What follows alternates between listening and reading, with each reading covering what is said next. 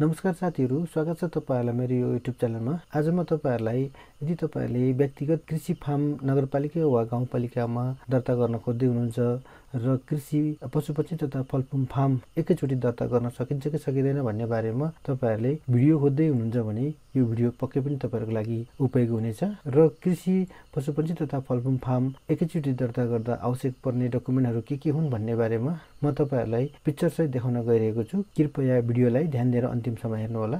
तपाईहरु यहाँ देख्न सक्नुहुन्छ या नगरपालिकाले अथवा गाउँपालिकाले दिएको हामीलाई एउटा फर्म हो। यसमा तपाईहरुलाई म जुम गरेर देखाउने छु के कागजातहरु आवश्यक पर्नेछ भन्ने बारेमा। तपाई यहाँ तल देख्न सक्नुहुन्छ क कागजातहरु भनेको छ नेपाली नागरिकताको प्रमाणपत्र प्रतिलिपि, 2 प्रति पासपोर्ट साइजको फोटो, व्यवसाय गरेको स्थानको लाल पूर्जाको प्रतिलिपि, भाडामा व्यवसाय गरेको भए करार पत्रको प्रतिलिपि, लाल पूर्जा नभएको हकमा सेवा कर तिरेको रसिद प्रतिलिपि, छरछिमेक सरकारी, गैर सरकारी तथा सार्वजनिक सङ्घ संस्थालाई वातावरणीय असर पर्ने प्राकृतिक पेशा, व्यवसायको हकमा सदियाराको हकमा सम्बन्धी पक्षको करार सम्झौताको प्रतिलिपि, प्रणाली हकमा प्रबन्ध पत्रको प्रतिलिपि, कारोबार सम्बन्धी अन्य प्रमाणपत्र भए सोको प्रतिलिपि। यी डकुमेन्टहरु हामीलाई आवश्यक पर्नेछ। यसमा पनि हामी यदि व्यक्तिगत फार्म दर्ता गर्न गइरहेको छ भने यी सबै डकुमेन्टहरु आवश्यक नपर्न सक्छ र यसको लागि के डकुमेन्ट आवश्यक पर्दछ भन्ने बारेमा म तपाईहरुलाई पिक्चरमा देखाउने छु। सबैभन्दा पहिला हामीलाई यस्तो खालको नागरिकताको फोटोकपी आवश्यक पर्दछ। त्यसपछि हामीलाई फोटोको आवश्यक पर्दछ। त्यसपछि हामीलाई लाल पूर्जाको फोटोकपीको आवश्यक पर्दछ र त्यसपछि हामीलाई सदियाराको मन्जुरीनामा आवश्यक पर्दछ। यो नेपाली कागजमा हुनुपर्नेछ र त्यसपछि हामीलाई मन्जुरीनामाको आवश्यक पर्दछ। यदि तपाईहरुको जग्गा तपाईको नाममै छ भने यसको आवश्यक पर्दैन। यदि तपाईले खोल्न गइरहेको फार्मको जग्गा अरूको नाममा छ भने वहाँबाट तपाईले मन्जुरीनामा यसरी बनाउनु पर्ने हुन्छ। यसरी बनाइसकेपछि तपाईले एउटा निवेदन लेख्नु पर्ने हुन्छ वडा कार्यालयलाई। जब हामीले यो निवेदन र सबै कागजातहरु वडा कार्यालयमा बुझाइसकेपछि वडा कार्यालयले हामीलाई एउटा सिफारिस दिनेछ।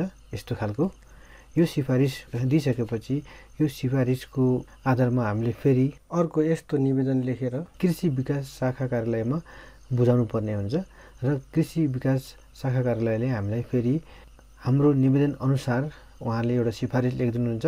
यो सिफारिस पाइसकेपछि हामी यो सबै डकुमेन्टहरु लिएर नगरपालिका वा गाउँपालिकामा जानुपर्नेछ।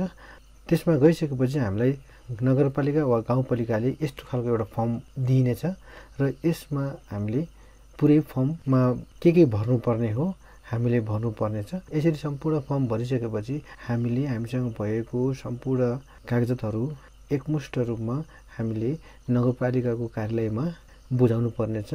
यसरी बुझाइसकेपछि हामीलाई नगरपालिकाले हाम्रो फर्म दर्ता गरिदिनुहुनेछ र दर्ता गरिसकेपछि हामीलाई यस्तो खालको एउटा सर्टिफिकेट दिइनेछ र यो दर्ता गर्ने शुल्क लाग्नेछ हामीलाई 1000 मात्र र हामीले यो फार्मलाई प्रत्येक वर्ष रिन्यु गर्नुपर्नेछ। रिन्यु गर्दा हामीलाई प्रत्येक वर्ष 1000 लाग्नेछ। यो हामीले असारसम्म रिन्यु गर्नुपर्नेछ। यदि हामीले असारसम्म रिन्यु गर्ने भने हामीलाई जरिमाना लाग्नेछ। साथीहरु, तपाईहरुले फर्म दर्ता गर्न खोजिरहनु भएको छ र के डकुमेन्टहरु भनेर पनि तपाई खोज्दैछ भने यो नै हो डकुमेन्टहरु आवश्यक पर्ने र तपाईहरुले यति डकुमेन्टहरु जुटाइसकेपछि तपाईहरुले तपाईहरुको नगरपालिका वा गाउँपालिकामा गएर सजिलैसँग तपाईहरुको फार्म दर्ता गर्न सक्नुहुनेछ र फार्म पनि तपाईहरुले एकमुष्ट तरिकाले कृषि पशुपक्षी तथा फलफूल भनेर एकैचोटी फार्म दर्ता गर्न सक्नुहुन्छ। साथीहरु, यसको लागि आवश्यक पर्ने कागजातहरु भनेको यिनै हुन्।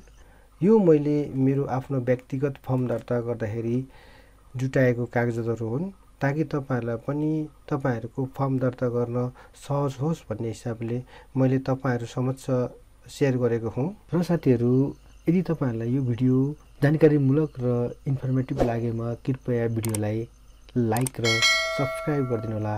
धन्यवाद।